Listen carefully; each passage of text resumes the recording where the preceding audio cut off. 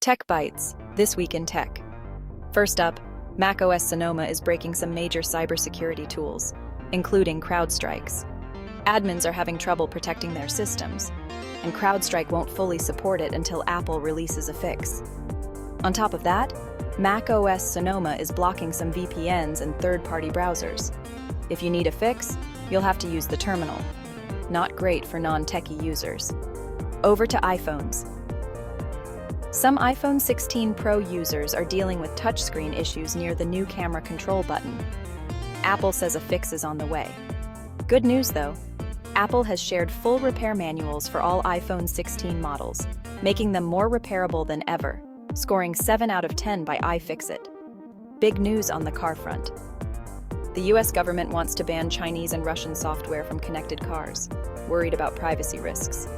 Automakers are pushing back, saying they need more time.